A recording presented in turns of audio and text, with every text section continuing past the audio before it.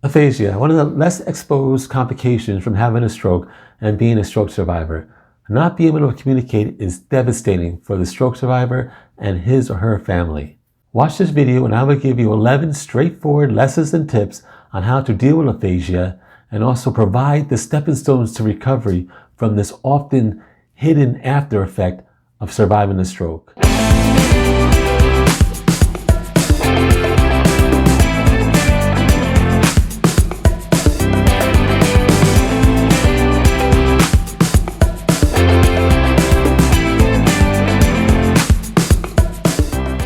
Welcome to Beyond Boundaries, Stroke Survivor and Caregiver Complete Guide on the Road to Recovery.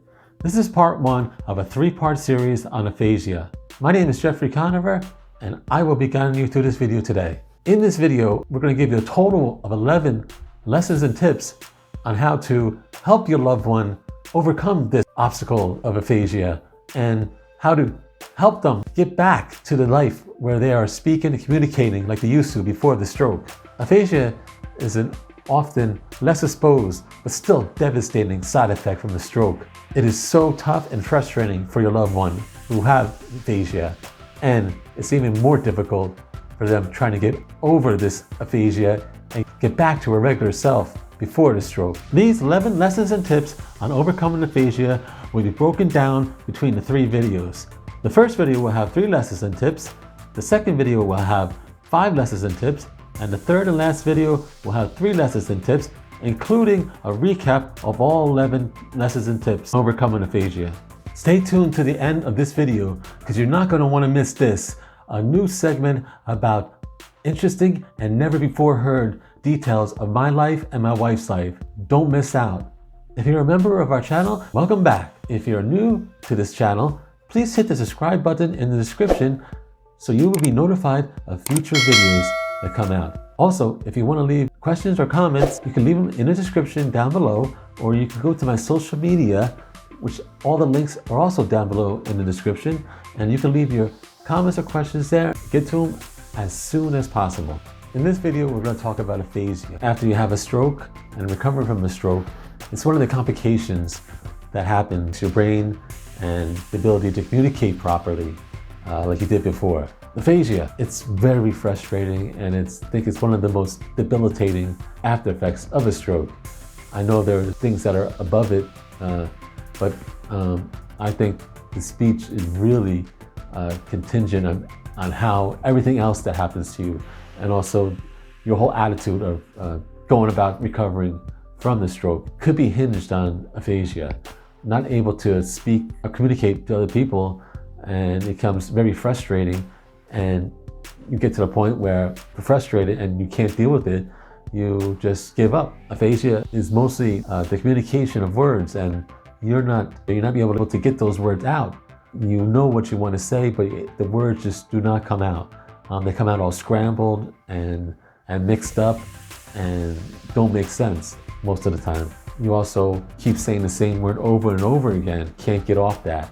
You know what you want to say, but you're saying the wrong word to the person you're communicating with. It just does not make sense to them because you're trying to say one thing, but you're saying another word for it, which is not the correct word. There's also people and places and events when you're trying to communicate that, it comes off as, you're talking about one thing and it's totally not the place or event or the location that you're talking about.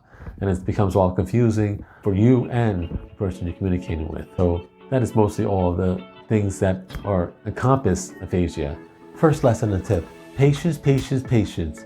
Give them time to think what they want to say and to try to get the words out. Don't rush them. Just give them time, think about what they're going to say. If they try to keep getting it out, just give them more and more time. You're going to have a lot of patience.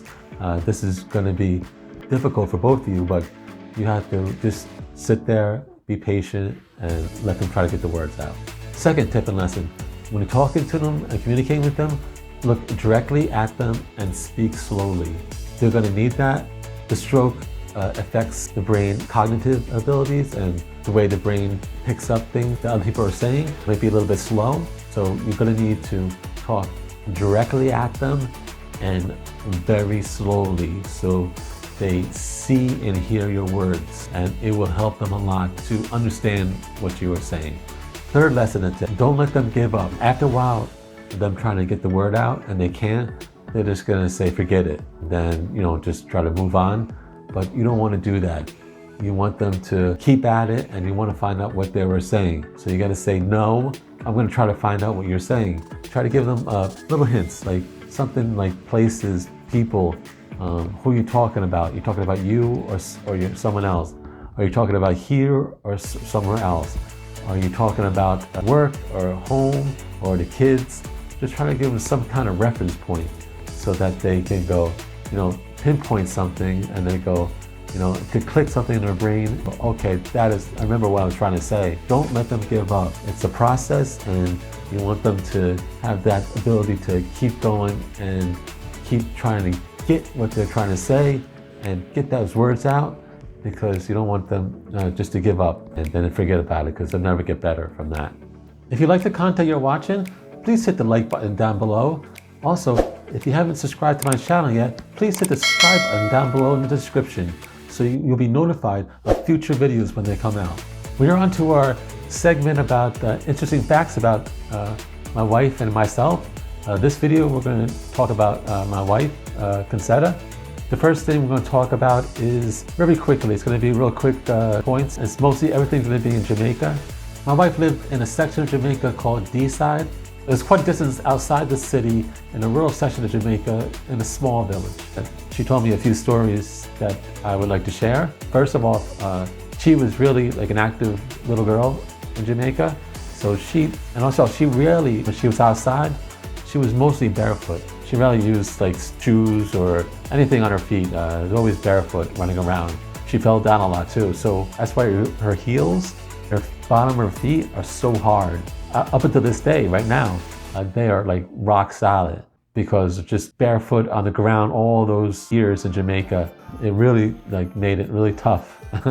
And her feet, I say to her that her feet are like weapons, because they're so hard. Her heel is so hard that you can knock somebody out with it. She has also a lot of nicks and knacks all over her legs and knees.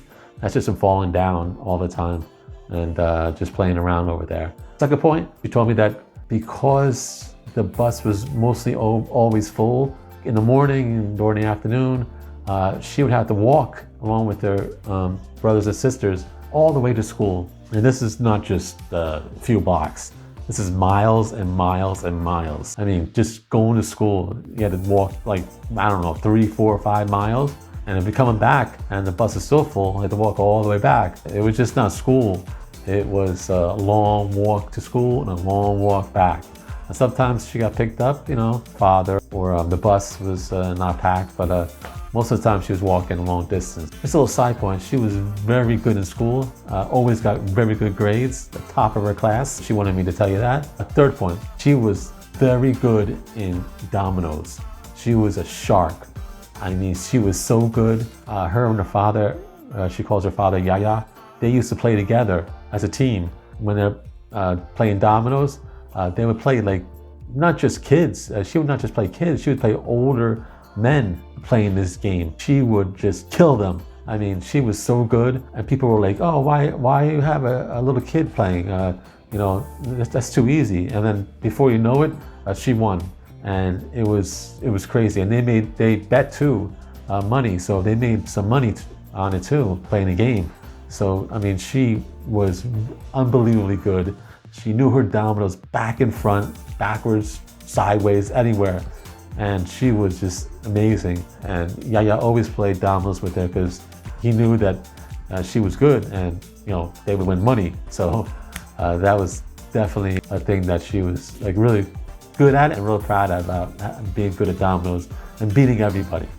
She rarely lost. Fourth point, her mother, Perlina, she was just an amazing mother to them. Along with Connie, she had 6 other brothers and sisters that her mother took care of. 7 total children in the house. She had to do everything with the house, everything with food, everything with clothes, everything with cleaning, everything. It was just her. She used to tell me that Conseta was still, like she is now, picky about food and eating food. She only eats certain types of food.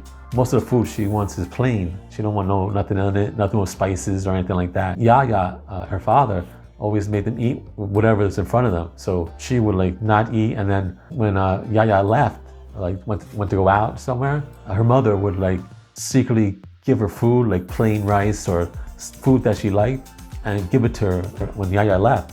And then she would like eat it up real fast because she was so hungry. And then when Yaya came back, her father, he wouldn't know what happened. Like, oh, did you eat food? Eat your dinner? And yes, ate your dinner. So that was something that her mother did that was pretty cool, because she knew that Conseta didn't like the food that that they were served all the time. So she would like wait till Yaya left, and then as soon as he left, he would give her the food that she liked, and she would eat it up real fast. And I thought that was pretty cool. And that's it for our facts about my wife, and we'll be back for another segment next video. Thank you for watching my video. Please hit the subscribe button down in the description if you haven't already. Also, hit the link to my channel down in the description and take you to my playlist where you can watch all my videos to my channel. God bless America. God bless all law enforcement and keep them safe. And God bless all military and keep them safe. Thank you.